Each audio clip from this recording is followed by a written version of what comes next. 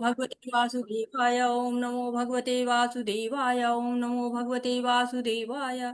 मंगलाचरण हो चुका है। हम याद करते हैं अपने आध्यात्मिक गुरु, पूजनीय गुरु श्री प्रभुपाद जी को, और साथ ही साथ अभी सभी ने अपने सारे आचार्यों को, शिक्षा गुरुओं को, दीक्षा गुरुओं को, सबको नमन करते हैं।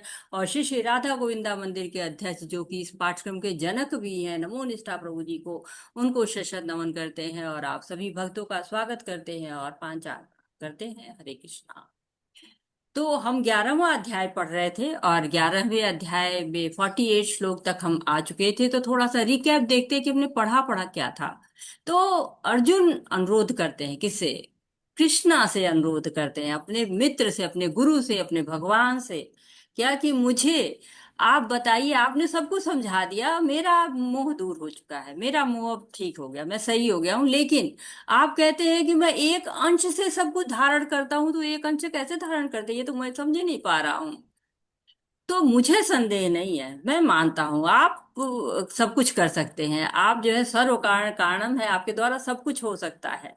लेकिन ये रूप और लोगों को भी दिखाना चाहते हैं। बताइए, मैं अपने माध्यम से कि मैं आपका विराट रूप देखने का इच्छुक हूँ। जैसे होता है ना, हमें कोई अच्छी चीज होती है, हम सबको दिखाना चाहते हैं। तो अर्जुन जानते हैं हमारे पास भगवान है, इनका विराट रूप भी है, वो हमको दिखाना चाहते हैं, देखो सबको। तो कह रहे हैं, अब ये तो कह नहीं सकते नहीं नहीं सबको दिखाओ। तो क्या कह रहे हैं, मैं इस आपके विराट रूप को देखना चाहता। तो इस ये जो विराट रूप है, इसकी विशेषताएं हैं कुछ, क्या है? एक तो ये भौतिक जगत में है, आध्यात्मिक जगत में कोई भी विराट रूप नहीं पाया जाता है। दूसरी बात क्या है? अस्थाई है। क्यों अस्थाई है? भगवान तो अस्थाई नहीं, भगवान शाश्वत है, विराट रूप कैसे अशाश्वत हो गया? इसलिए अशाश्वत है क्योंकि यह भौतिक जगत में पाया जाता है, और भौतिक जगत प्रकट और अप्रकट होता रहता है, तो विश्व रूप भी अस्थाई हो जाता है। ये नहीं कहा गया कि नहीं, समाप्त हो जाता है, लुप्त हो जाता है, नष्ट हो जाता है, नहीं। प्रकटीकरण और अप्रकटीकरण होता है। जैसे भौतिक जगत का होता है ना, व्यक्त अव्यक्त होती है भौतिक प्रकृति, वैसे ये रूप, विश्व रूप भी प्रकटीकरण और अप्रकटीकरण इसका होता रहता है। और तीसरी बात क्या है कि जो भक्त होता है वो इसको नहीं देखना चाहता है, लेकिन जो नए नए होते हैं ना, नए लोग होते हैं, वो बड़े आकर्षित होते हैं विराट रूप से, है ही ना, थोड़ा सा अलग रूप है। लोग सोचते हैं हाँ, ये रूप भगवान का हो सकता है, भगवान ऐसे ही हो सकते हैं। ये सुंदर सलोना सांवला सा मुखड़ा, ये तो बड़ा प्यारा सा ही, भगवान कैसे ये सारे लोग को संभालते होंगे, कैसे ये सारा इतना बड़ा सब कुछ, अनंत ब्रह्मांड के मालिक, ऐसे छोटे से प्यारे से सुंदर से, नहीं, इतना छोटा बच्चा कैसे संभालेगा, इतना सुंदर रूप कैसे संभालेगा, इतना कुछ, लेकिन विराट रूप लगता है हाँ ये संभाल। तो ये कौन करता है? नौ आगंतुक, नौ जो है वो नए नए बिगिनर्स जो होते हैं, उनको ये रूप बड़ा भाता है। लेकिन और लोग को नहीं, भक्तों को नहीं भाता। भक्तों को तो वही सांवला सलोना सा त्रिभंग ललित मुद्रा वाला रूप भाता है। तो दूसरों के लिए अनुरोध करते हैं कि आप जो है वो मुझे दिखाइए। ये नहीं कहते दिखाओ दिखाओ, नहीं। हे योगेश्वर, यदि मैं आपका विश्व रूप देख सकता हूं तो कृपा करके मुझे दिखाइए।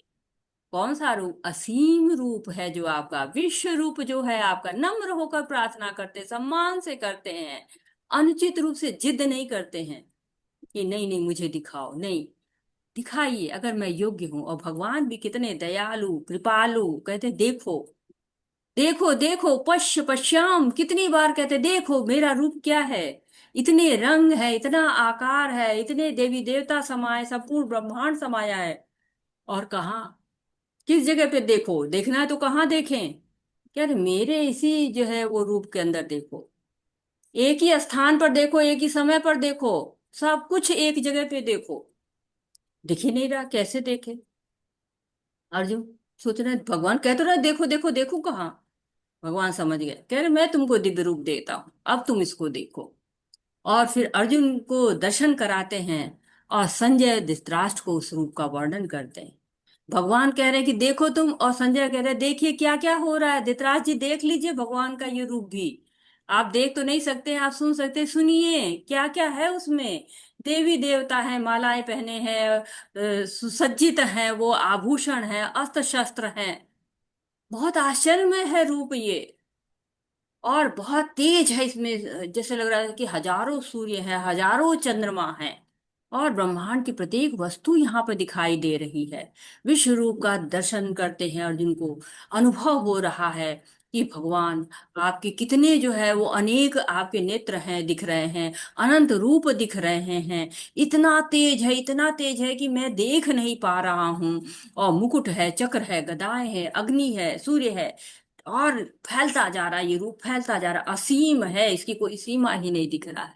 तो आप तो सर्वोच्च हैं। फिर भगवान अपना काल रूप भी दिखाते हैं। और जब काल रूप दिखाते हैं तो कहते हैं अर्जुन की, अरे भगवान ये आपका कौन सा रूप है?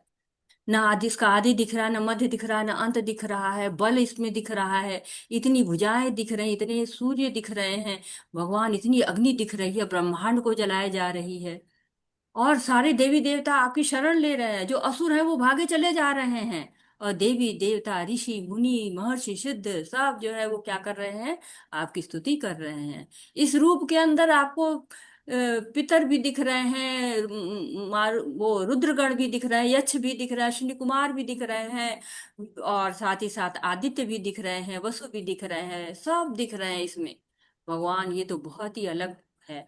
और साथ ही साथ इसमें युद्ध के परिणाम भी दिख रहे हैं कि होने क्या, हो होना क्या है, आगे होने वाला क्या है, सब दिखाई दे रहा है कि सब नाश हो रहा है, सबका नष्ट हो जाएंगे सब कुछ।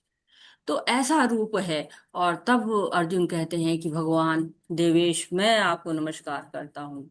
ये आप कौन है? उग्र रूप आपका ऐसा कैसे है? और इस उग्र रूप का प्रयोजन क्या है? तो कहते हैं, मैं क्या हूँ? मैं समस्त जगत को विनाश करने वाला काल हूँ। कालो अस्मि लोक क्षय कृत प्रवृत्त हो। मैं सब जो है वो खत्म खत्म कर दूंगा, विनष्ट कर दूंगा। तुम पांडव बच जाओगे, और दोनों पक्ष के योद्धा मारे जाएंगे। तुम उठो, युद्ध करो। तुम निमित्त मात्र भव सव्य साची। कहते हैं ना कि उठो तुम, तस्मात् उत्तिष्ठ यशो लभस्य। उठो, यश प्राप्त करो। जित्वा शत्रुन भच्छ राज्य समुद्रम। उठो, राज्य का भोग करो।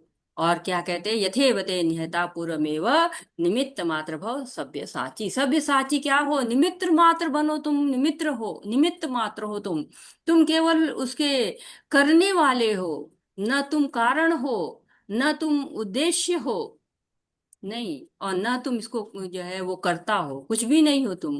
केवल एक निमित्त साधन मात्र हो तुम केवल। और अर्जुन कांपने लगते हैं, बार बार प्रणाम करने लगते हैं, और कह रहे हैं कि भगवान ये तो आपका रूप बहुत ही ज्यादा भय देने वाला है। आप क्या करिए, आप सुंदर से रूप में आ जाइए। हम बहुत उनकी आराधना करते हैं कि आप आश्रय हैं, आप अनंत रूप हैं, आप सर्वव्यापी हैं, और आप सब कुछ हैं, अनंत वीर्यम हैं, आप में असीम शक्तियां हैं। क्षमा याचना भी करते हैं कि देखिए, मैंने आपको किस किस कई तरह के सखेती कृष्ण यादव कह के पुकारा है। और कई बार मैंने आपका, हो सकता है कि जाने अनजाने अपराध भी किया हो, कभी बैठे हुए, खाते हुए, सोते हुए, चलते हुए, कभी अपराध हो गया हो मेरे से। सबके लिए क्षमा प्रार्थना करते हैं। और कहते हैं आप में अतुलनीय बल है, बहुत शक्तियां हैं। और तब भगवान एक तरह से बताते हैं कि कृष्ण का कोई भी रूप हो, आपको भक्ति बहुत जरूरी है। और ये जो विश्व रूप है, ये भी कोई आसान नहीं है अर्जुन। ये भी बड़ी मुश्किल से दिखाई पड़ता है, इतना आसान नहीं है। और इसके पहले वाले श्लोक में ही कहते हैं कि देखो, न वेदों से, न अध्ययन से, न दान से, न क्रिया से, न तप से, कोई भी कार्य करके जो है वो मेरे इस विश्व रूप को नहीं देखा जा सकता है। तो फिर विश्व रूप को कैसे देखा जा सकता है? अगर हम वेद से, यज्ञ से, दान से, तप से नहीं देख सकते हैं, तो भगवान के विश्व रूप को कैसे देख सकते हैं? हरे कृष्णा। कोई बताएगा? भगवान के रूप को कैसे देखा जा सकता है? हरे कृष्णा।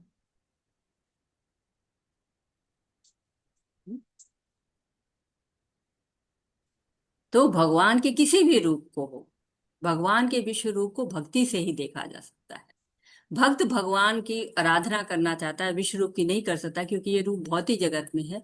लेकिन भगवान का कोई भी रूप है, भक्त ही देख सकता है। बाकी लोग नहीं देख पा रहे हैं ना वहां पे। वहां पे इतने लोग खड़े हैं, लेकिन और किसी को दर्शन तो नहीं मिल रहा है। दर्शन किसको मिल रहा है?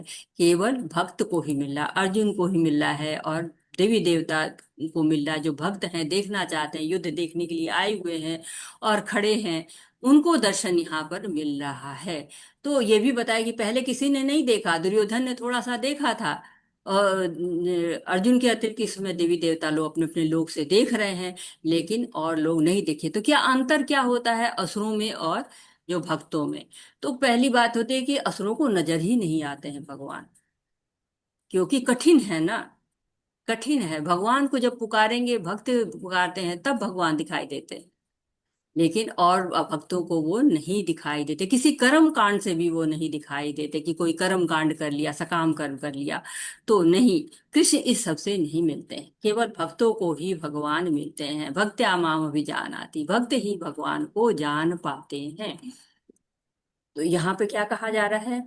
माम थे व्यथा मा च म्यूढ़ भावो दृष्ट्वा रूपम घोरम दृढ़म अमेदम व्यपेत भी प्रीत मना पुनस्त्वम तदेव मे रूपमिदं प्रपश्य। तुम मेरे इस भयानक रूप को देखकर अत्यंत विचलित एवं मोहित हो गए हो। अब इसे समाप्त करता हूँ। हे मेरे भक्त, तुम समस्त चिंताओं से पुनः मुक्त हो जाओ। तुम शांत चित्त से अब अपना इच्छित रूप देख सकते हो। तो जो अर्जुन कह रहे थे ना कि मुझे भय हो रहा है, मेरी बुद्धि खो रही है इससे, तो ये कह सकते थे ना, कृष्ण आसानी से कह सकते थे ना कि तुम्ही ने तो कहा था दिखाने को, मैं दिखा रहा हूँ। या ये कह सकते नहीं, मैं नहीं दिखाऊंगा, यही देखो, तुम्ही ने मांगा था देखने को, देखो। अब चूंकि मोहग्रस्त होते हैं, विचलित हो रहे हैं, बहुत भयंकर रूप है, तो कृष्ण ये नहीं कह रहे हैं। वैसे ही भगवत गीता हमें बताती है कि हमें क्या करना है, क्या नहीं करना है। और भगवान इतने दयालु होते हैं ना कि कहते हैं कि मैं ये रूप समाप्त कर रहा हूँ, मेरे और भी रूप हैं, और जो भक्त जो रूप देखना चाहते हैं, मैं उसे वो रूप अवश्य दिखाता हूँ। तो मुक्त हो जाओ, इच्छित रूप को देखो। इतना दयालु कौन होता है? केवल भगवान ही होते हैं। हरे कृष्णा माता जी, दीजिए पढ़ने को। हरे कृष्णा सभी को। हरे कृष्णा। ज्ञानेश प्रभु जी आप श्लोक पढ़िए। आशा कलरा माता जी आप अनुवाद पढ़िए। हरे हरे कृष्णा। कृष्ण। हरे कृष्ण माता जी।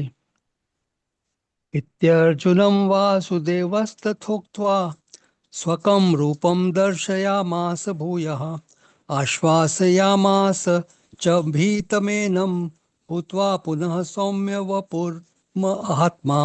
हरे कृष्ण। संजय ने धृतराष्ट्र से कहा। अर्जुन से इस प्रकार कहने के बाद भगवान कृष्ण ने अपना असली चतुर्भुज रूप प्रकट किया और अंत में दो भुजाओं वाला अपना रूप प्रदर्शित करके भयभीत अर्जुन को धैर्य बंधाया। हरे कृष्ण। हरे कृष्णा। तो भगवान क्या कर रहे हैं? धैर्य बधा रहे हैं। अर्जुन भयभीत है, उसको धैर्य बधा रहे हैं। तो कृष्ण ने अपना बहुत सुंदर सुंदर सा रूप है जो वो दिखा रहे हैं, असली चतुर्भुज रूप, ऐश्वर्य वाला रूप दिखा रहे हैं पहले, और उसके बाद दो भुजाओं वाला अपना रूप प्रदर्शित करते हैं और भयभीत अर्जुन को ढांढस बताते हैं, ढांढस बढ़ा रहे हैं कि देखो, ये जो है वो रूप मेरा, ये सुंदर सा रूप जो तुम देखना चाहते हो। जैसे देवकी वासुदेव थे ना, उनके सामने जब जन्म लिया था भगवान ने, तो पहले चतुर्भुज रूप में आए थे, उसके बाद द्विभुज रूप में आते हैं। तो भगवान जो है वो अपने रूप दिखा रहे हैं, अपनी विभूतियां दिखा रहे हैं, अपना विश्व रूप दिखा रहे हैं। भगवान भक्त वत्सल है, भक्तों की इच्छाओं को पूरा करते हैं। हरे कृष्ण। हरे कृष्ण। अर्जुन उवाच दृष्ट्वेदं दृष्ट्वेदं मानुषं रूपं तव सौम्यं जनार्दन इदानीमस्मि संवृत्तः सचेताः प्रकृतिं गतः। हरे कृष्ण। जब अर्जुन ने कृष्ण को उनके आदि रूप में देखा तो कहा, हे जनार्दन, आपके इस अतीत सुंदर मानवीय रूप को देखकर मैं अब स्थिर चित हूँ और मैंने अपनी प्राकृतिक अवस्था प्राप्त कर ली है। हरे कृष्ण। हरे कृष्ण। तो यहाँ क्या करें? मानुषम रूपम, जो मनुष्य वाला रूप है, बहुत सुंदर मनुष्य रूप है, उसको देख के जो है वो दिखा रहे हैं, और अर्जुन स्थिर चित हो रहे हैं, कह रहे हैं मैंने अपनी प्राकृत अवस्था को प्राप्त कर लिया है। अब भक्त क्या होता है, जब मानुषी रूप देखता है तो खुश हो जाता है, लेकिन जो भक्त होते हैं वो क्या कहते हैं, उपहास करते हैं। भगवान ने कहा ना, अवजानंति माम मूढ़ा मानुषी तनुमाश्रितम, मनुष्य रूप में देख के जो मूढ़ लोग होते हैं उपहास करते हैं। तो भक्त और अभक्त में असुर में और सुर में बहुत अंतर होता है, भक्त में बहुत अंतर होता है। भक्त क्या करता है? भक्त जब देखता है भगवान की को तो सेवा करता है। कहते हैं कि गुरु की, भगवान की दो तरह से सेवा होती है, एक वपु सेवा होती है, एक वाणी सेवा होती है। वपु सेवा की जाती है जो कि शरीर से सेवा की जाती है। गुरु जब आते हैं सामने तो उनकी शरीर से सेवा करते हैं। भगवान की भी हम सेवा करते हैं, उनको वस्त्र पहनाते हैं, उनको भोग लगाते हैं। तो ये क्या है? वपु सेवा होती है। वाणी सेवा जो भगवान ने कहा है, भगवत गीता बोला है, भागवतम बोला है, उसको पढ़ना, ये क्या होता है? भगवान की वाणी सेवा होती है। जो इस वक्त हम क्या कर रहे हैं? भगवान की वाणी सेवा कर रहे हैं। भगवान ने जो बोला है उसको पढ़ रहे हैं, उसको श्रवण कर रहे हैं, उसका कीर्तन कर रहे हैं। हरे कृष्णा। अच्छा, अभी ये हरे नहीं कृष्ण। हुआ। हरे कृष्णा हरे जी, कृष्ण। पढ़िए। श्री भगवान उवाच सुदुर्दर्शम इदं रूपम दृष्ट्वा नसि यन्मम देवा अप्यस्य रूपस्य नित्यं दर्शनकांक्षिणः। श्री भगवान ने कहा, हे अर्जुन, तुम मेरे जिस रूप को इस समय देख रहे हो उसे देख पाना अत्यंत दुष्कर है। यहाँ तक कि देवता भी इस अत्यंत प्रिय रूप को देखने की ताक में रहते हैं। हरे कृष्ण। श्री कृष्णा तो बड़ा स्पेशल है ये रूप। ये रूप साधारण नहीं है, हमको समझना चाहिए इसका मूल्य। हमें समझना चाहिए कि अनमोल है ये। सुदूरदर्शम मिदम, देख पाना अत्यंत कठिन है इस रूप को। जिस रूप का हम वर्णन सुन रहे हैं, हम रोमांचित तो हो रहे हैं, पुलकित तो हो रहे हैं।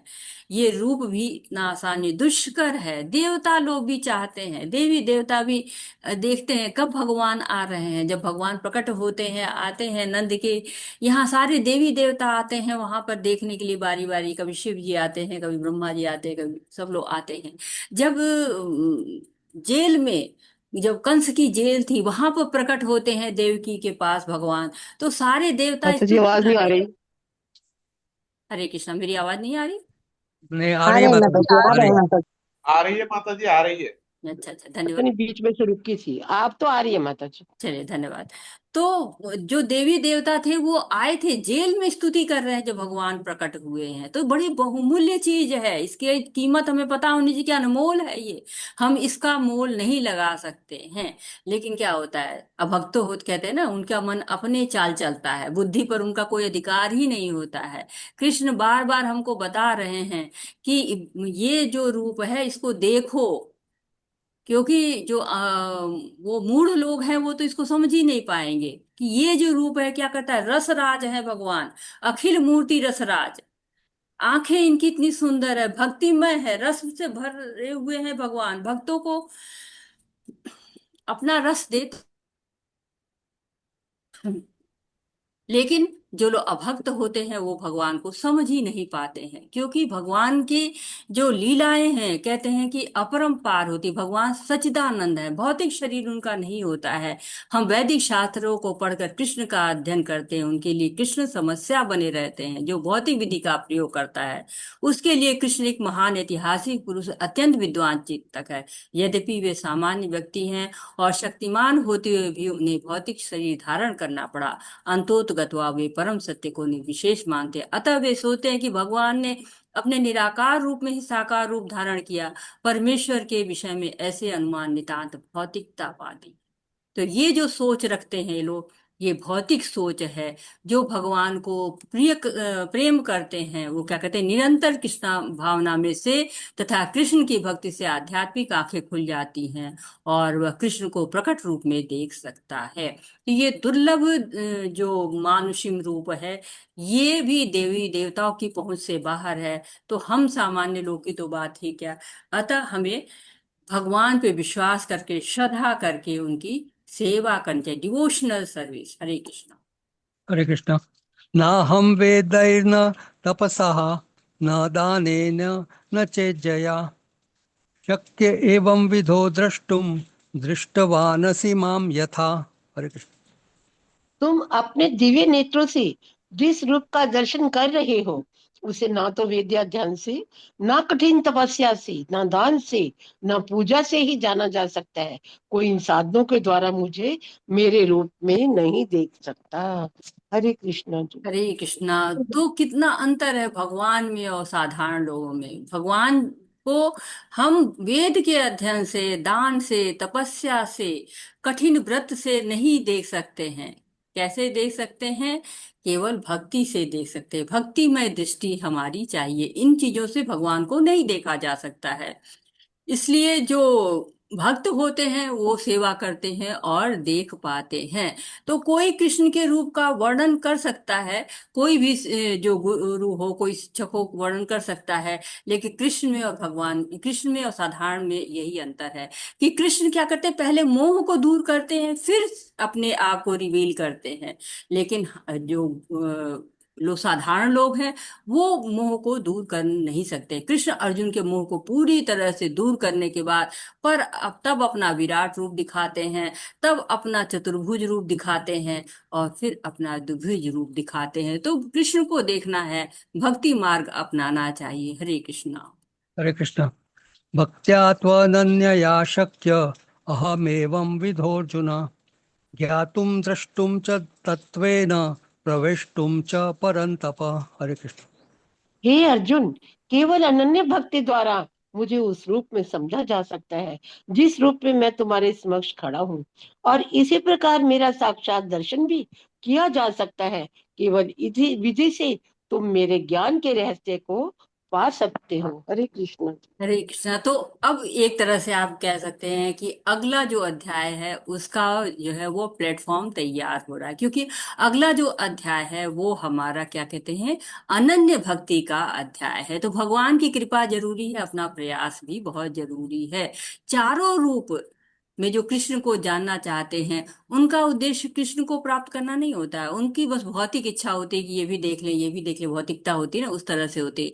लेकिन यहाँ पर स्पष्ट रूप से प्रभुपाद जी बताते हैं, भगवान भी बताते हैं कि ना भगवान का विश्व रूप चाहिए, ना नारायण रूप चाहिए, ना विष्णु रूप चाहिए। क्या चाहिए? कृष्ण रूप चाहिए।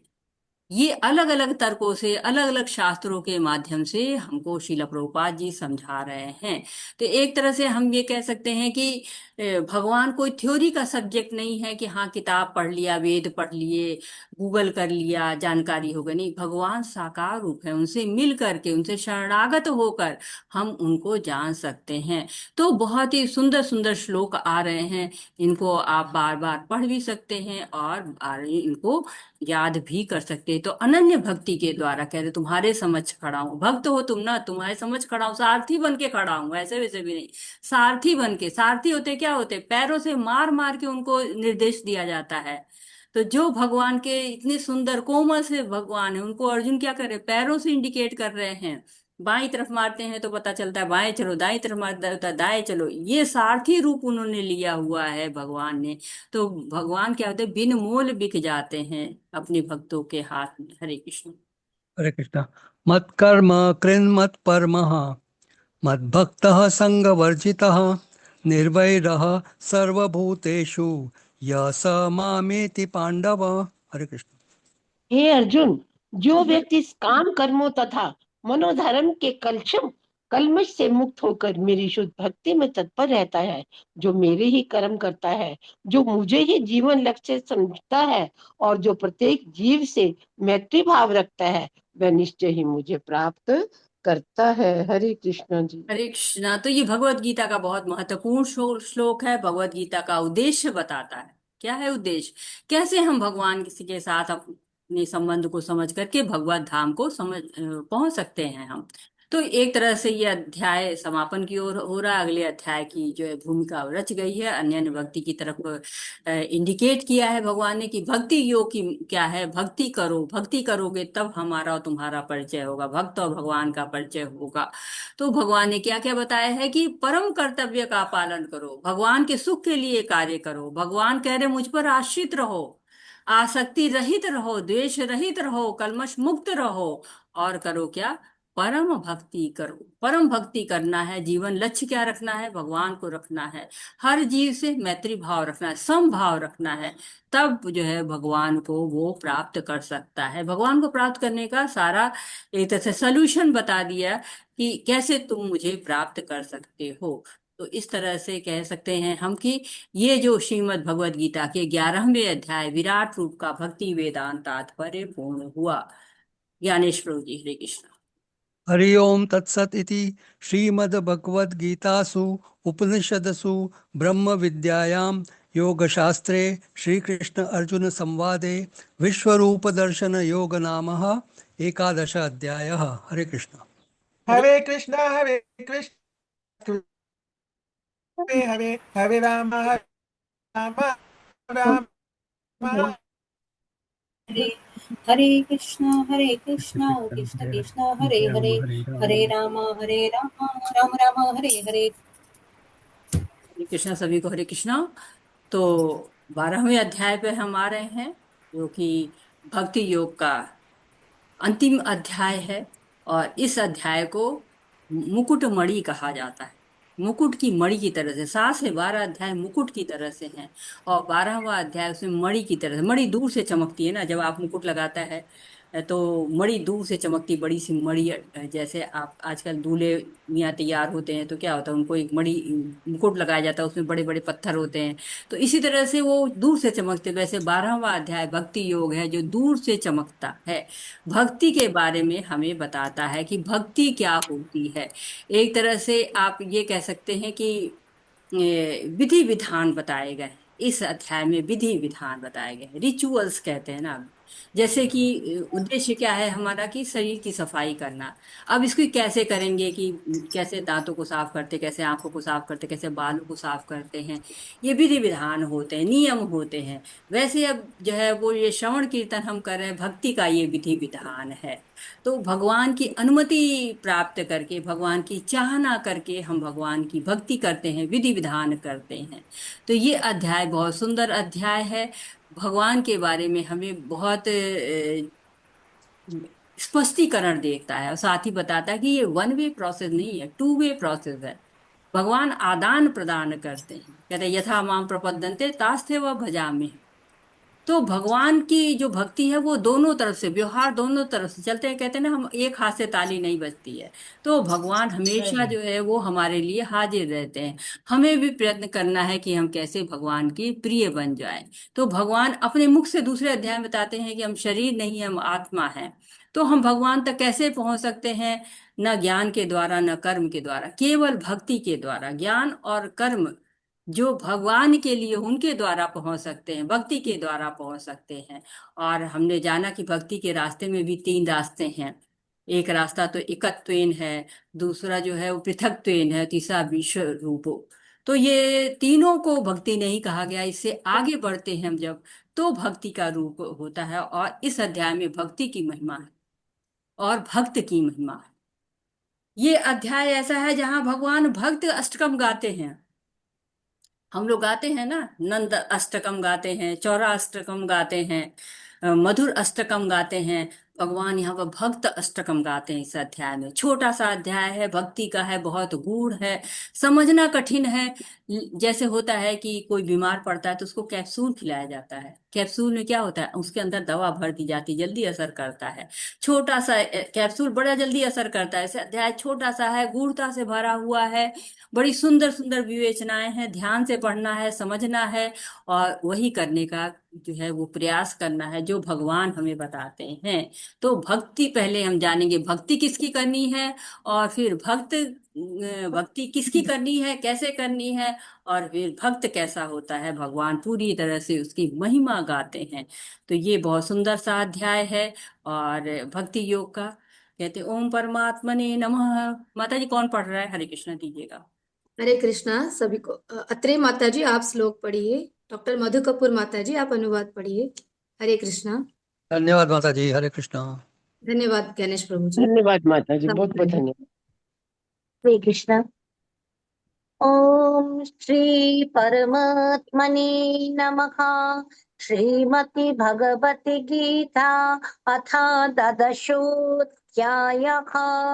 अर्जुन उवाच एवं शततयुक्त्याये भक्तस्त्वं पर्युपासते ये चाप्यक्षरमव्यक्तं तेषां के योगवित्तमः।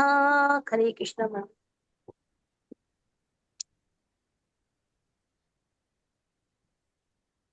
हरे कृष्णा। हरे कृष्णा। हरे कृष्ण। श्लोक 1। अर्जुन ने पूछा, जो आपकी सेवा में सदैव तत्पर रहते हैं या जो अव्यक्त निर्विशेष ब्रह्म की पूजा करते हैं, इन दोनों में किसे अधिक पूर्ण सिद्ध माना जाए? हरे कृष्ण। तो ये 12वां अध्याय है, भक्ति योग का अध्याय है। पहला जो आपका श्लोक आ रहा है उसमें अर्जुन का प्रश्न आ रहा है कि बताइए, सगुणवादी श्रेष्ठ होते हैं कि निर्विशेषवादी श्रेष्ठ होते हैं। और 2 से 7 तक के श्लोक हमको बताते हैं कि कृष्ण ही श्रेष्ठ हैं, कृष्ण की भक्ति सर्वश्रेष्ठ है, तुलना बताते हैं दोनों की। और फिर बताते हैं कि भक्त कैसे प्रगति करते हैं और कृष्ण को कौन से गुण बहुत प्रिय लगते हैं। ये 13 से लेके 20 तक के श्लोक बताते हैं। तो ये भक्ति योग का अध्याय है। भगवत गीता और चाहे अन्य शास्त्र जो भी हैं, जो वैदिक शास्त्र हैं, वो भक्ति को ही मुख्य लक्ष्य मानते हैं। सभी के जीवन का उद्देश्य क्या होना चाहिए? भगवत धाम जाना होना चाहिए। और उसका रास्ता कहाँ से जाता है? भक्ति से होके जाता है। तो पूरी भगवत गीता भक्ति के बारे में ही बताती है। आदि अंते च मध्य च सर्वत्र हरि गीयते, हर जगह भगवान का ही गायन है। 1 से 6 तक के अध्याय कर्म मिश्रित भक्ति के बारे में बताते हैं। अंत के 6 अध्याय 13 से 18 ज्ञान मिश्रित भक्ति के बारे में बताते हैं। और जो 7 से 12 अध्याय रस से सराबोर अध्याय हैं भक्ति योग के। तो आश्चर्यचकित करने वाला, कल्पना से भरा हुआ, रोमांचित करने वाला अनुभव हमने 11वें अध्याय में जाना। अब भगवान के पास जो है वो हम चल रहे हैं उनके सुंदर रूप का दर्शन करने, सर्वश्रेष्ठ रूप का दर्शन करने। जिसके लिए पहले बता रहे हैं, भगवान से पूछ रहे हैं अर्जुन कि ये बताइए कि कौन ज्यादा प्रिय है, भगवान को किस रूप में जानना चाहिए, भगवान के दिव्य रूप जो है वो कौन सा है। तो कहते हैं कि साकार रूप या निराकार रूप। तो निराकार रूप 2 तरह के होते हैं। एक ब्रह्मवाद होते हैं, जो भगवान का तेज है, उसको जो है वो ब्रह्मवाद कहते हैं। दूसरा मायावाद, दिखाना है कि मैं भगवान की सेवा करूंगा, एक दिन तो मैं भी भगवान बन जाऊंगा या बाद में भगवान बना दूंगा। ऐसे भी कुछ लोग कहते हैं कि भगवान बना दूंगा। तो वैज्ञानिक कह रहे हैं, रिसर्च कर रहे हैं कि कुछ दिन में हम मृत्यु को जीत लेंगे, हमारा जन्म मृत्यु पर नियंत्रण हो जाएगा। परंतु यहाँ पर भगवान क्या कहते हैं, भगवान किस चीज को हम तकलाते हैं कि किस रूप को ज्यादा प्रिय समझना चाहिए, निगुण निर्विशेषवादी को या सगुणवादी को। सगुणवादी भक्त अपनी सारी शक्ति से परमेश्वर की सेवा करता है। निर्विशेषवादी भी कृष्ण की सेवा करता है, किंतु प्रत्यक्ष रूप से न करके वह अप्रत्यक्ष निर्विशेष ब्रह्म का ध्यान करता है। तो सेवा दोनों कृष्ण की कर रहे हैं, एक प्रत्यक्ष रूप से कर रहा है, दूसरा अप्रत्यक्ष रूप से कर रहा है। हरे कृष्ण। श्री भगवान वाचा मय्यविष्य मनो ये मान् नित्ययुक्ता उपासते श्रद्धया परयोपेताः ते मे युक्तो तमा मताः। हरे कृष्ण। हरे कृष्णा। श्लोक 2। श्री भगवान ने कहा, जो लोग अपने मन को मेरे साकार रूप में एकाग्र करते हैं और अत्यंत श्रद्धा पूर्वक मेरी पूजा करने में सदैव लगे रहते हैं, वे मेरे द्वारा परम सिद्ध माने जाते हैं। हरे कृष्णा। हरे कृष्णा। तो भगवान कह रहे हैं कि जो लोग मेरे मन को साकार रूप पे, भगवान कह रहे हैं निराकार रूप को नहीं, साकार रूप को कह रहे हैं कि साकार रूप पे एकाग्र करते हैं। बहुत मुश्किल होता है निराकार रूप पे एकाग्र होना, क्योंकि हम हमारे सामने कुछ रहता नहीं तो एकाग्रता आती नहीं है। लेकिन जब भगवान का सुंदर सा साकार सा रूप होता है और उसकी लोग श्रद्धा पूर्वक पूजा करते हैं, भगवान की पूजा को अगर इंग्लिश में कहा जाता है तो वर्शिप लोग कहते हैं। लेकिन जो प्रभुपाद जी है वो कहते हैं डिवोशनल सर्विस। भक्ति को क्या कहते हैं? डिवोशन। भजने को कहते हैं डिवोशनल सर्विस। की सर्विस है ये, जो सर्विस करते हैं, पूजा करते हैं, यानी कि कोई सेवा करते हैं भगवान की। जब सेवा करते हैं, श्रवण करते हैं, कीर्तन करते हैं, तो क्या होते हैं? भगवान के प्रिय बन जाते हैं। और कहते हैं वह जो कुछ भी करता है कृष्ण संबंधी कार्यों के अतिरिक्त अन्य किसी भी कार्य में एक क्षण भी नहीं कर पाता। तो जो भगवान को प्रेम करता है, जो भगवान के पूजा करता है, वो क्या करता है? हर क्षण भगवान के लिए ही कार्य करता है। हरे कृष्ण। ये ते क्षरम् अनिर्देश्यम् अभ्यर्थम् पर्युपासते सर्वत्र गमचिन्तम् च कुटस्थमचलम् ध्रुवम्। शन्नियम्येन्द्रियग्रामं सर्वत्र समबुद्धयः ते प्राप्नुवन्ति मामेव सर्वभूतहिते रतः। हरे कृष्ण। हरे कृष्णा। श्लोक 3, 3 और 4। लेकिन जो लोग अपनी इंद्रियों को वश में करके तथा सबों के प्रति संभाव रखकर परम सत्य की निराकार कल्पना के अंतर्गत उस अव्यक्त की पूरी तरह से पूजा करते हैं, जो इंद्रियों की अनुभूति के परे है, सर्वव्यापी है, अकल्पनीय है, अपरिवर्तनीय है, अचल तथा ध्रुव है, वे समस्त लोगों के कल्याण में संलग्न रहकर अंततः मुझे प्राप्त करते हैं। हरे कृष्णा।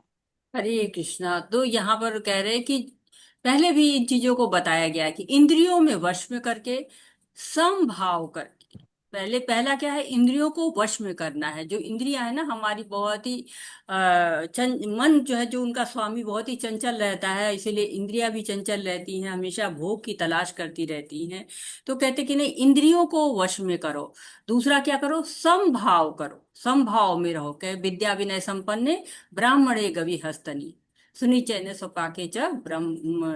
तो कहते कि जो सभी लोगों में सुनी चैने स्वपाके च पंडिता समदर्शिना, समदर्शी जो हो जाते हैं, विद्या से विनय संपन्न होते हुए, विद्या से संपन्न होकर विनय आता है और समदर्शना हो जाते, तो ऐसे समभाव रखना चाहिए। और तीसरा होना चाहिए कि भगवान के प्रति समर्पित होना चाहिए, भगवान के प्रति समर्पित हो, निराकार रूप के प्रति समर्पित नहीं होना है, भगवान के प्रति समर्पित होना है।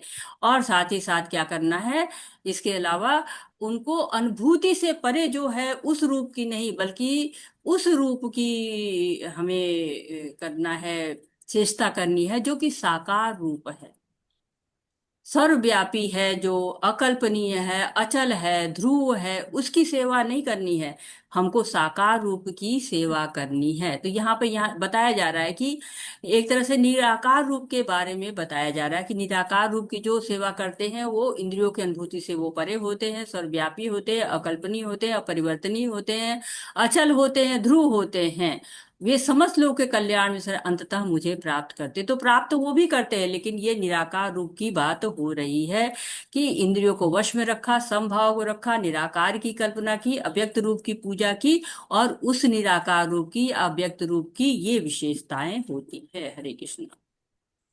क्लेशोऽधिकतरस्तेषाम् अव्यक्तासक्तचेतसाम् अव्यक्ता के गतिर्दुःखं देहोपद्भिरवप्यते। हरे कृष्ण।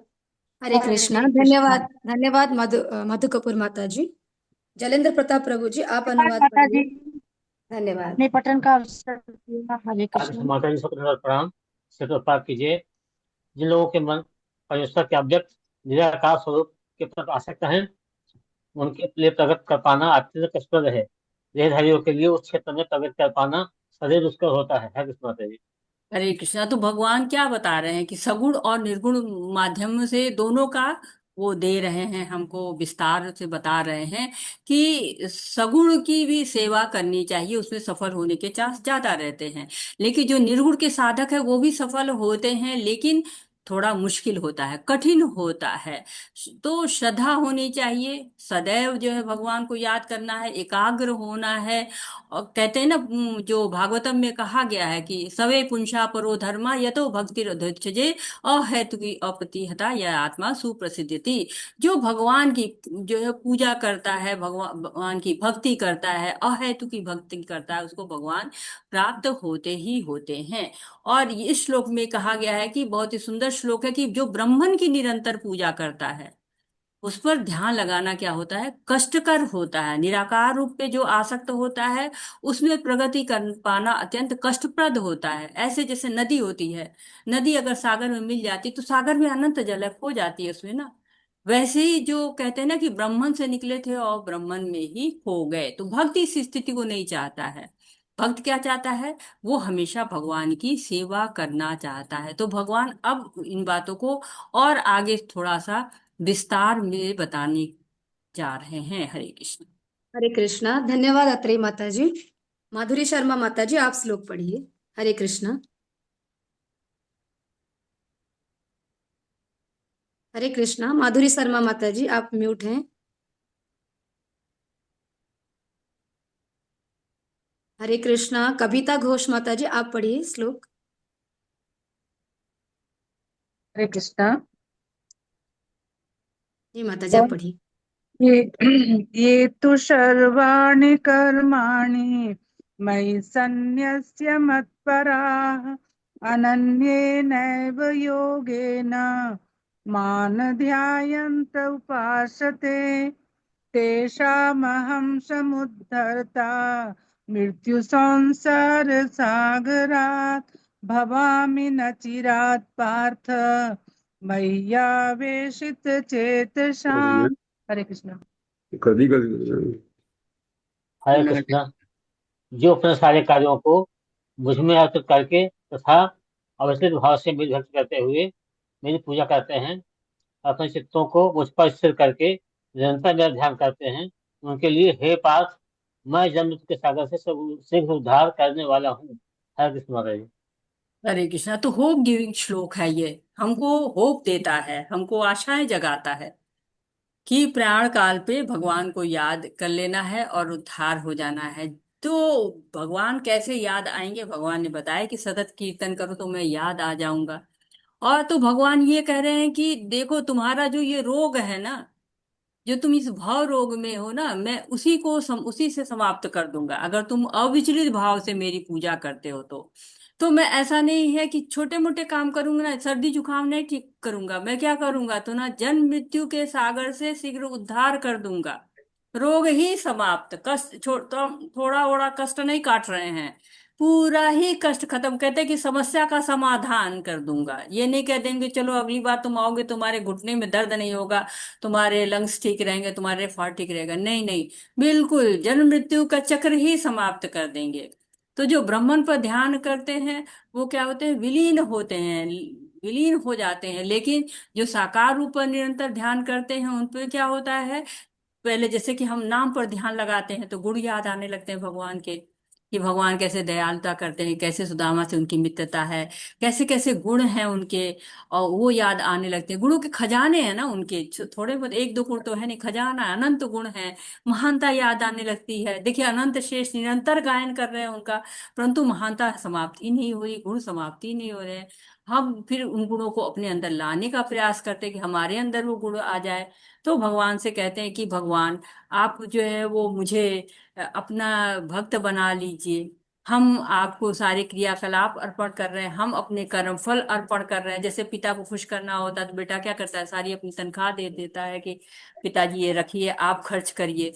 वैसे ही जो जो कुछ भी भक्त का होता है सब भगवान को देने लगता है। तो सब कुछ है भगवान का, और भगवान को जो अर्पित करता रहता है उसको क्या करते हैं भगवान? उसको भगवान जन्म मृत्यु के सागर से उद्धार करा लेते हैं। पहले भगवान ने बताया ना कि तुम जो कुछ खाते हो पीते हो जो करते हो सब मुझको अर्पण करो। यत करोषि यशनाशी यज्ञो होशी ददाशियत यत तपस्यासि कौन्तेय तद कुरुष मद अर्पण। सब मुझे अर्पण कर दो। जैसे हनुमान जी थे, सारा कर्म उन्होंने भगवान को अर्पण किया हुआ था। जो भी कार्य करते थे भगवान के लिए करते थे। जैसे छोटी सी गिलहरी थी, वो अपने कर्मों का अर्पण कर रही है कि हाँ, वो दौड़ दौड़ के छोटी छोटी घास तिन के लाके सेतु में योगदान दे रही है। हरे कृष्णा। म्यूट हो जाए प्लीज। हरे कृष्णा। पढ़िए माता जी, पढ़िए। जी हरे कृष्णा। मय्येव मन आधत्स्व मयि बुद्धिं निवेशय निवसिष्यसि मय्येव अत ऊर्ध्वन्न संशयः। हरे कृष्ण। हरे कृष्ण माता जी। मुझ भगवान में अपने चित्त को स्थिर करो और अपनी सारी बुद्धि मुझ में लगाओ। इस प्रकार तुम निस्संदेह मुझ में सदैव वास करोगे। हरे कृष्ण। हरे कृष्णा। तो यहाँ पर भगवान क्या बता रहे हैं? टॉप मोस्ट कैटेगरी की बात हो रही है। जो टॉप मोस्ट होते हैं वो क्या करते हैं? वो चित्त भगवान पे लगा देते हैं। अब है तो शरीर के अंदर कैद, जीव है, शरीर के अंदर है, आत्मा है, लेकिन चित्त कहाँ है? हमेशा भगवान के साथ है। जब भगवान के साथ चित्त हमेशा रहता है ना, अद्भुत स्थिति है। जैसे कहा जाता है कि गागर बीच सागर है, कि सागर बीच गागर है ना, कहता है गागर में सागर है, सागर में गागर। कैसी स्थिति, अचिंत्य स्थिति है। कि जो चित्त है, भले ही ये शरीर है, शरीर के अंदर चित्त है, लेकिन लगा कहाँ है? भगवान के ऊपर लगा है। तो जैसे प्रहलाद महाराज थे, उद्धव जी थे, शिव जी थे, गोपियां हैं, क्या है? निरंतर भगवान का गायन, निरंतर भगवान को ही याद करते रहते हैं। कहते हमको भी याद करना चाहिए, हमारे अंदर भी तो भगवान है, परमात्मा है। कहते हैं ना, कस्तूरी कुंडल बसे मृग ढूंढे बन माई, ऐसे घटघट राम है दुनिया जानत नाई। तो अपने अंदर ही भगवान समाये हुए हैं, बस भगवान को क्या है? याद करना है, भगवान से विशुद्ध प्रेम विकसित हो जाना, कृष्ण के प्रति अनन्य भक्ति हो जाना।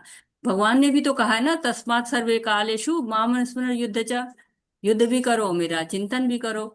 या उन्होंने कहा कि मन मनाभो मद भक्तो मद्याजी माम नमस्कुरु। तो हमेशा मन को कहाँ लगाना है?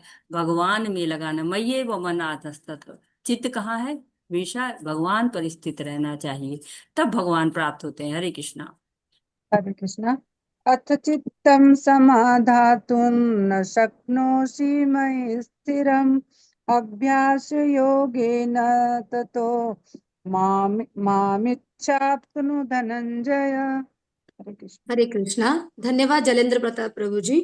इंदिरा धनकर माता जी, आप धन्यवाद माता जी, अनुवाद धन्यवाद। करिए। धन्यवाद। हरे कृष्ण माता जी। हे अर्जुन, हे धनंजय, यदि तुम अपने चित्त को अविचल भाव से मुझ पर स्थिर नहीं कर सकते तो तुम भक्ति योग के विधि विधानों का पालन करो।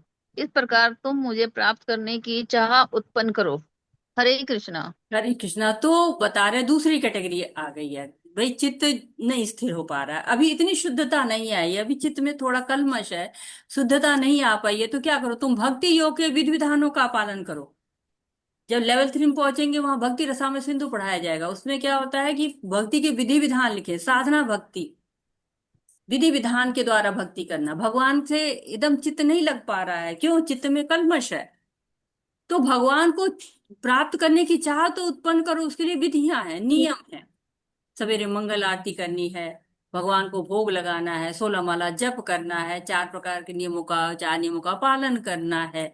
ये क्या होता है? विधि विधान होते हैं। इन विधि विधानों का पालन करके भी हम धीरे धीरे पहुंच सकते हैं सिद्धांत तक। तो जो हमें पहुंच जाना चाहिए, हमें भगवान अच्छे लगने लग जाना चाहिए, हमें सेवा में आनंद आने लग जाना चाहिए। लेकिन अगर हम नहीं पहुंच पाए हैं, तो हमें विधि विधान का पालन करके भगवान के जब सेवा करते हैं ना, तो हमारा शुद्धिकरण होता है, हमको प्यार होने लगता है। जिसकी सेवा की जाती है उससे हमें प्रेम होने लगता है, जो सेवा पाता है उसको भी प्रेम होने लगता है। प्रभुपाद जी कहते हैं, जब नई नई बहू आती है ना, तो सब में उल्लास तो बहुत रहता है, प्रेम नहीं रहता है। लेकिन जब बहू सेवा करती है, तो बहू को घर वालों से प्रेम हो जाता है, घर वालों को बहू से प्रेम हो जाता है। वैसे जब हम भगवान की सेवा करते हैं, तो भगवान हमसे प्रेम करने लगते हैं, हम भगवान से प्रेम करने लगते हैं। हरे कृष्ण। हरे कृष्णा।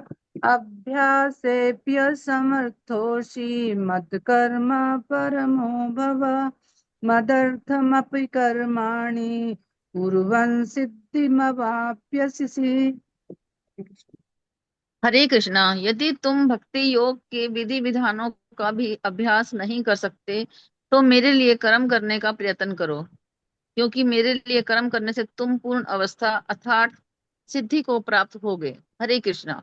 हरे कृष्ण। तो सिद्धि को प्राप्त करोगे, बड़ा जो है महीन अंतर होता है कि कर्म करो पर कर्म फल को भगवान को दे दो।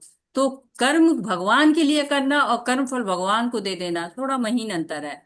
तो इससे भी सिद्धि मिल जाती है। तो ये भी आध्यात्मिक स्तर पर भगवान से जुड़ाव है। यहाँ पर थोड़ी ठीक ठाक अवस्था है, क्योंकि कर्म फल से आसक्ति नहीं है। परंतु जो उससे भी ऊपर की अवस्था है ना, कि कृष्ण से अभी जुड़ाव नहीं हुआ है, कर्म फलों से आसक्ति समाप्त हो गई है। लेकिन ये अवस्था भी धीरे धीरे कहाँ ले जाती है? हमको भगवान की तरफ ले जाती है, कि हमें कर्म फल से जो आसक्ति नहीं रह गई है, तो धीरे धीरे हम कृष्ण के लिए भी कर्म करना शुरू कर देंगे। हरे कृष्णा। हरे हरे कृष्णा। कृष्णा। अथ धन्यवाद कविता घोष माता जी, बहुत बहुत धन्यवाद। माधुरी शर्मा माता जी, आप श्लोक पढ़िए। हरे कृष्ण इंदिरा माता सर्व माता हरे कृष्ण हाँ, इंदिरा माता अथे जी आप अनुवाद पढ़िए। हरे हरे कृष्ण कृष्ण हरे माता कृष्ण जी। माते हरे कृष्ण हरे कृष्ण। अचेतन अपिशक्तोऽसि कर्तुं मद्योगम् आश्रिताः सर्वकर्म फलं त्यागं तथा कुरु यत् आत्मवान्। हरे कृष्ण। हरे कृष्ण। किंतु हरे कृष्ण। यदि तुम मेरे इस भावना अमृत में कर्म करने में असमर्थ हो तो तुम अपने कर्म के समस्त फलों को त्याग कर कर्म करने तथा आत्मस्थित होने का प्रयत्न करो। हरे कृष्ण। हरे कृष्णा। तो शिला प्रभुपाद जी इसको समझा रहे हैं कि कोई व्यक्ति सामाजिक, पारिवारिक या धार्मिक धार्मिक कारणों से या किसी अन्य अवरोधों के कारण कृष्ण भावनामृत के कार्यकलापों के प्रति सहानुभूति तक दिखा पाने में अक्षम रहे। यदि वह अपने को प्रत्यक्ष रूप से इन कार्यकलापों के प्रति जोड़ ले तो हो सकता है कि पारिवारिक सदस्य विरोध करे या कठिनाइयां उठ खड़ी हों। जिस व्यक्ति के साथ ऐसी समस्याएं लगी हों उन्हें यह सलाह दी जाती है कि वह अपने कार्यकलापों के संचित फल को किसी शुभ कार्य में लगा दे। तो शीला प्रभुपाद जी समझा रहे हैं कि देखो, जो सगुण भक्ति में रहते हैं तो इच्छाएं हमारी समाप्त नहीं होती हैं, क्या होती है, डाइवर्ट हो जाती, परिवर्तित हो जाती हैं। तो उनको समाप्त करने के लिए हमें अनन्य भक्ति में लगना पड़ता है। तो अर्जुन है वो भगवान की इच्छा के अनुसार कार्य करना चाहते हैं, पूछ रहे हैं कि मैं क्या करूं, आप मुझे जो अच्छा हो वो बताइए। तो जो भक्त होता है ना वो भगवान के प्रति कार्य करना चाहता है, लेकिन कभी कभी कुछ रास्ते में कठिनाइयां आती हैं। कुछ कठिनाइयां होने के समय बता रहे शिला प्रभुपाद जी कि क्या करो, आत्म स्थित होने का प्रयत्न करो, समस्त फलों को त्याग कर कर्म करने का तथा आत्म स्थित होने का प्रयास करो। ऐसे कार्यों को जो आपके संचित फल है उनको किसी शुभ कार्यों में लगा दो।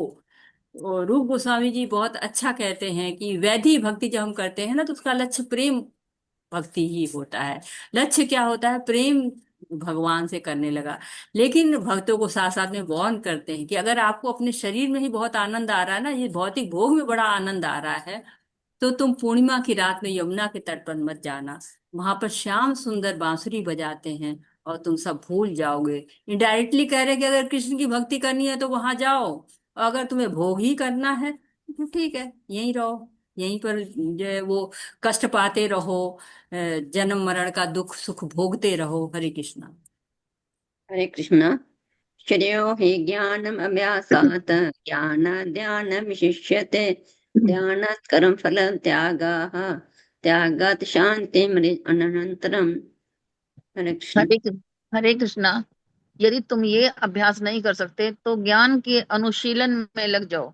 लेकिन ज्ञान से श्रेष्ठ ध्यान है और ध्यान से भी श्रेष्ठ है कर्म फलों का परित्याग करके, क्योंकि ऐसे त्याग से मनुष्य को मन शांति प्राप्त हो सकती है। हरे कृष्णा। हरे कृष्णा। तो भगवान के अभ्यास नहीं कर सकते, तुमसे विधि विधान हो नहीं रहा है, क्या करो, ज्ञान के अनुशीलन में लग जाओ, ज्ञान प्राप्त करो। कर्म फलों से आसक्त हो, अभी वैराग्य आ ही नहीं पा रहा है, तो ज्ञान जो है अनुशीलन करो। ज्ञान अनुशीलन करने से क्या लाभ होगा, सही और गलत का भान हो जाता है। ज्ञान के द्वारा क्या होता है, वैराग्य आता है। कहते हैं कि जब भक्ति नहीं हो पा रही है ना तो ज्ञान और वैराग्य सहायक होता है। वैसे भक्ति के लिए ज्ञान न चाहिए न वैराग्य चाहिए। जो भक्ति की परिभाषा है क्या कहती है, अन्याभिलाषिता शून्यम ज्ञान कर्मादि अनाभितम। न उसमें ज्ञान और कर्म कुछ नहीं होना चाहिए। अन्याभिलाषिता में किसी की अभिलाषा भी नहीं होना चाहिए, केवल भगवान का अनुशीलन होना चाहिए। लेकिन अभी भक्ति नहीं हो पा रही है, अभी कर्म फलों में आसक्ति है, तो क्या हो रहा है, ज्ञान का अनुशीलन करो। क्यों, कैसे, ज्ञान का अनुशीलन से क्या होगा, कहते हैं कि उससे जो आपके अंदर की आसक्ति है ना वो समाप्त हो जाएगी। जैसे लकड़ी गीली होती है तो उसको क्या करते हैं, सुखाना पड़ता है, बिना सुखाए आग नहीं पकड़ती है। जब लकड़ी को सुखाते हैं फिर उसमें आग लगाते हैं तो आग लगती है। वैसे ही लकड़ी गीली है, आग नहीं पकड़ रही भक्ति की, तो ज्ञान का अनुशीलन करो, उससे जो कर्मफलों की आसक्ति समाप्त हो जाएगी और तब आपका भगवान में मन लगने लगेगा। कहते हैं ना कि भगवान में जो ज्ञान हो जाता है तो जब श्रद्धा आती है तो लोग ज्ञान का अनुशीलन करते हैं, और ज्ञान का अनुशीलन करने से ज्ञान क्या होता है, भक्ति आना शुरू हो जाती है। हमें सही गलत का, क्या करना चाहिए, क्या करनी है, क्या अकरनी है, सब पता लग जाता है। हरे कृष्णा। हरे कृष्ण। अन्वेष्टा सर्वभूतानां मैत्रा करुण एव च निर्मल निरहंकाराः तं दुःख सुख शमी संतुष्टा सत्तम योगी नत आत्मा दृढ़ निश्चय मयि अर्पिता मन बुद्धि जो मद्भक्ता स मे प्रिय। हरे कृष्ण। हरे कृष्णा। धन्यवाद इंदिरा धनकर माता जी। भावेश धन्यवाद प्रभु जी माता आप जी। पढ़िए। धन्यवाद। हरे भावेश प्रभु कृष्णा जी। माता जी। हरे कृष्णा। हरे कृष्ण। अर्थात निकालिए,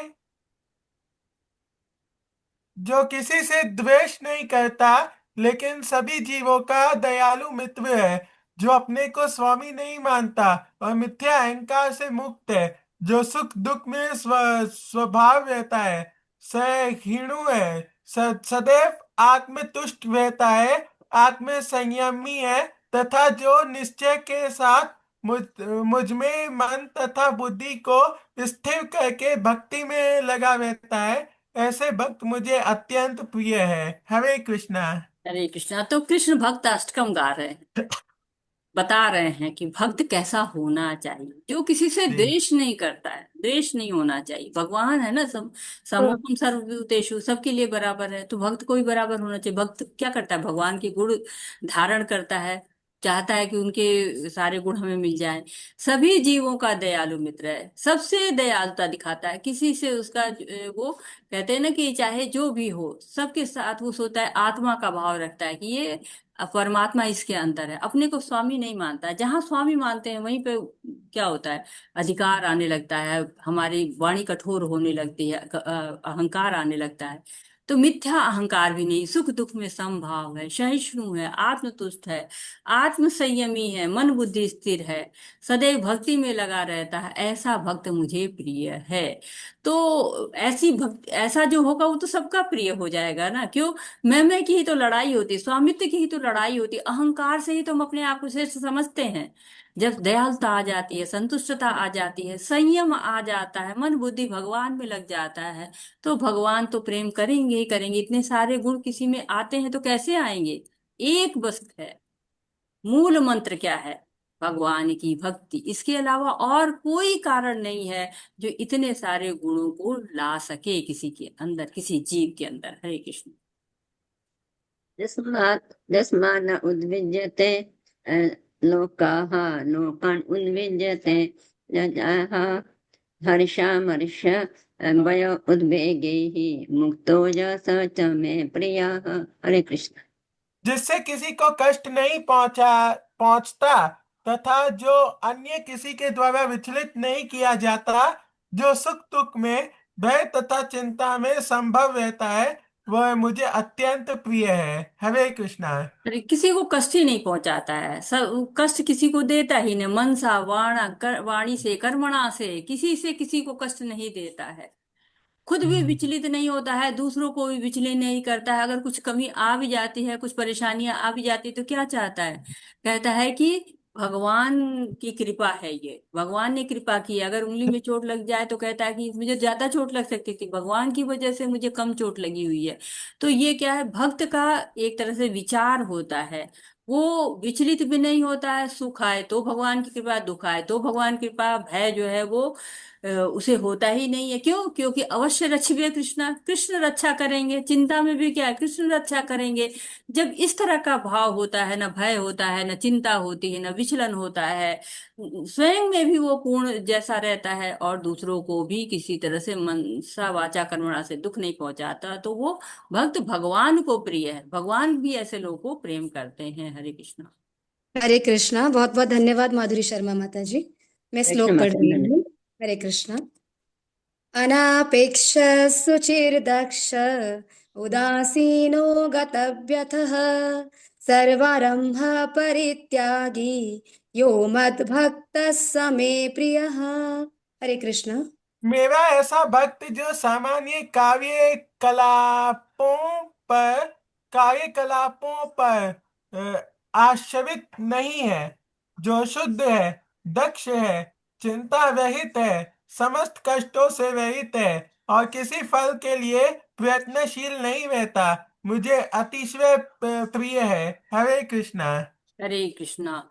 तो भगवान जो है वो ऐसे लोग को बहुत प्रेम करते हैं। कौन?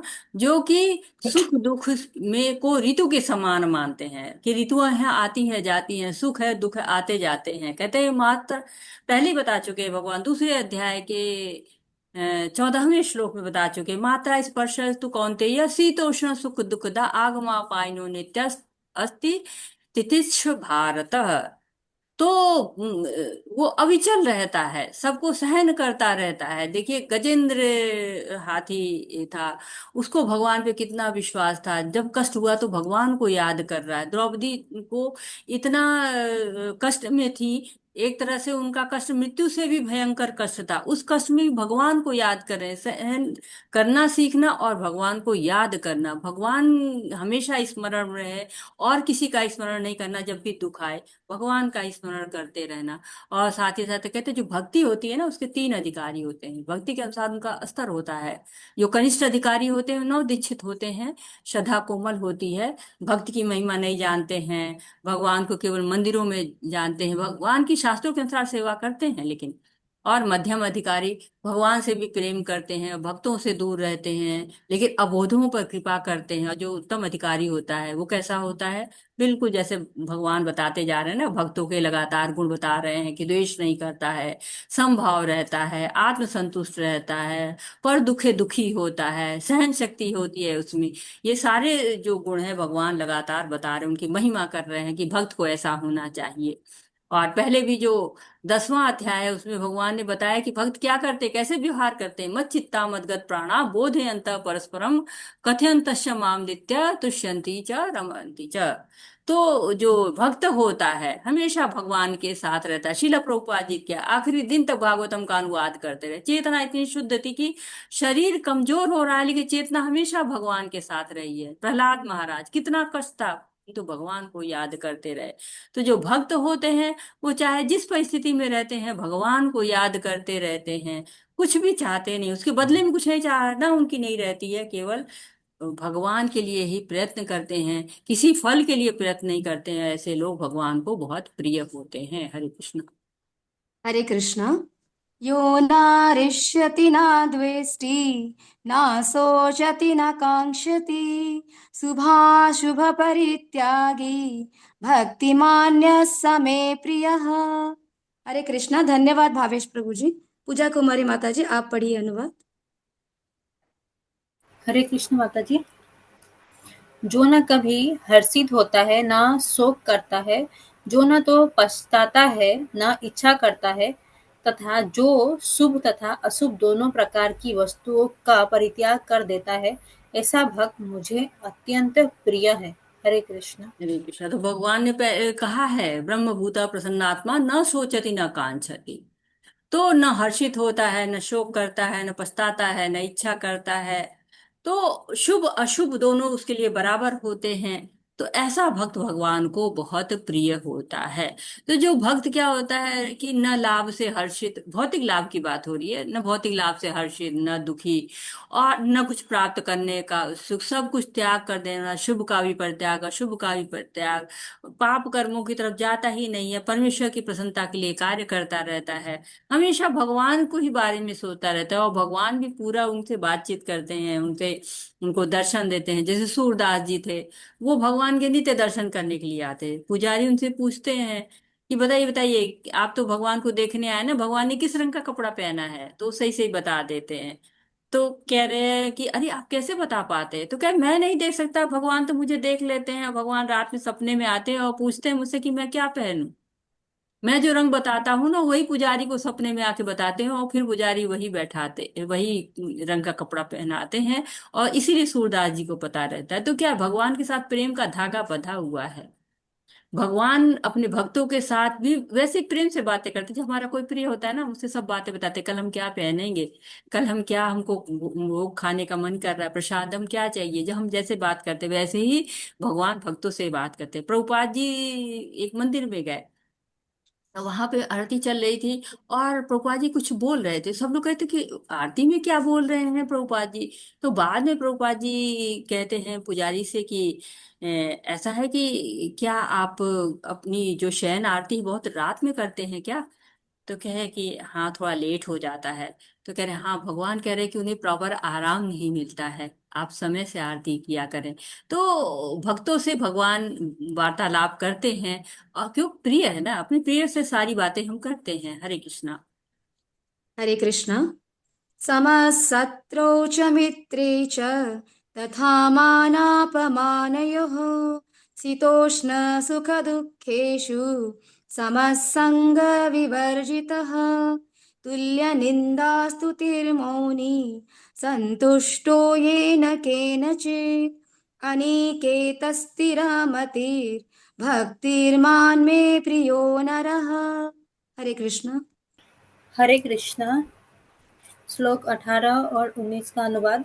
जो मित्रों तथा शत्रुओं के लिए समान है, जो मान तथा अपमान, शीत तथा गर्मी, सुख तथा दुख, यश तथा अपयश में समभाव रखता है, जो दूषित संगति से सदैव मुक्त रहता है, जो सदैव मौन और किसी भी वस्तु से संतुष्ट रहता है, जो किसी प्रकार के घर बार की परवाह नहीं करता, जो ज्ञान में दृढ़ है और जो भक्ति में संलग्न है, ऐसा पुरुष मुझे अत्यंत प्रिय है। हरे कृष्णा। हरे कृष्णा। तो सारी भौतिक बातें हो रही हैं, मित्र के लिए शत्रु के लिए समान है।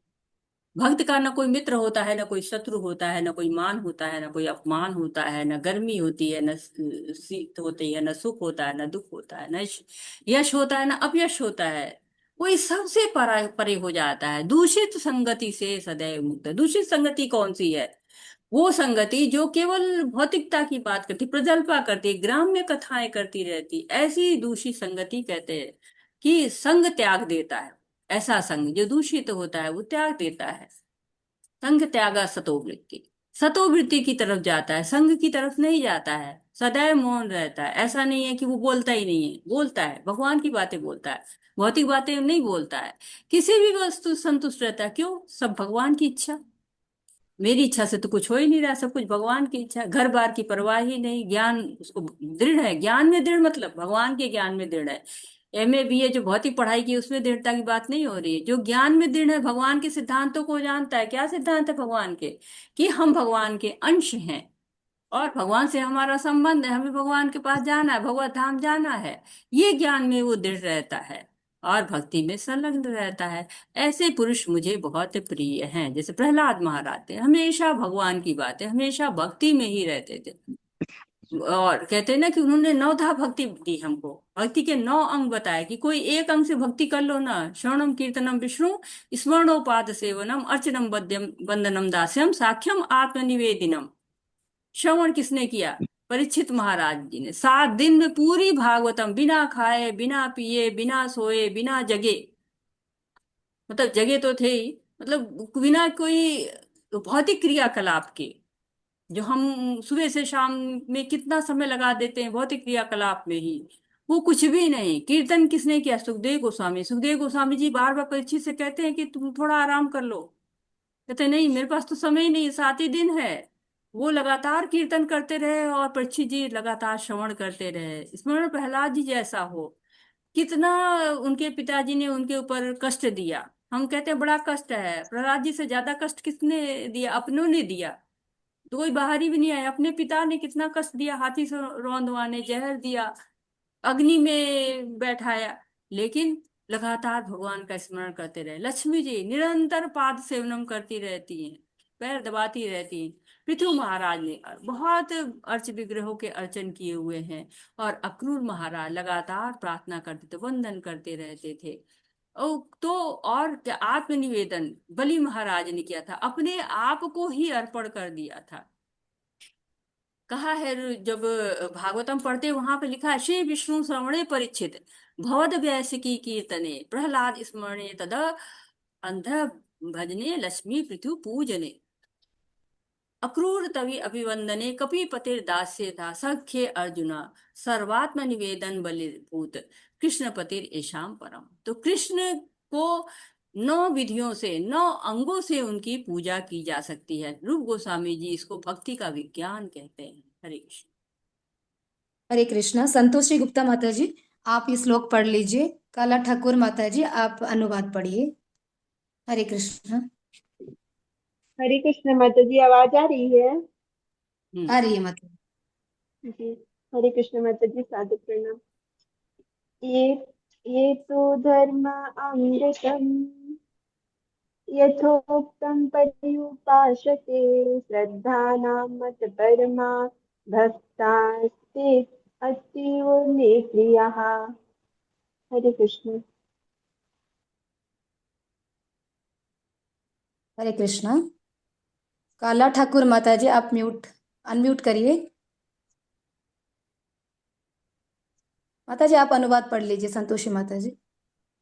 जो इस भक्ति के अमर पथ का अनुसरण करते हैं और जो मुझे ही अपना चरम लक्ष्य बनाकर श्रद्धा सहित पूर्ण रूपेण संलग्न रहते हैं, वह भक्त मुझे अत्यधिक प्रिय है। तो कौन प्रिय है? अमर पथ का। भक्ति का पथ कैसा होता? अमर पथ होता है, जिसका कभी समाप्ति ही नहीं होता है। और चरम लक्ष्य कौन है? भगवान। श्रद्धा किस पर रखनी है? भगवान पर। कैसी रखनी है? पूर्ण रूपेण।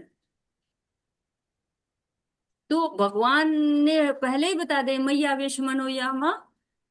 तो भगवान पे जो है आवेशित करना है मन को भगवान पर स्थित करना, और किसी पर नहीं स्थित करना है, भगवान पर स्थित करना है।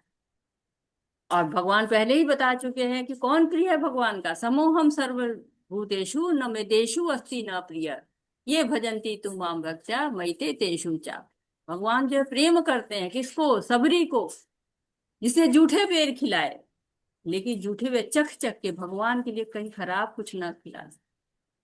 भगवान जब आए थे वनवास में श्री राम जी, तो कब से बाट निहारी थी। उसके गुरु जी ने कहा था कि राम आएंगे, और वो लगातार प्रतिदिन बिना नागा बहारती थी, साफ करती थी कि कहीं पैर में कांटे न चुभ जाए बेर के, और बेर तोड़ के लाती, चक चक के रखती थी कहीं खराब बेर न खिला दूं मैं।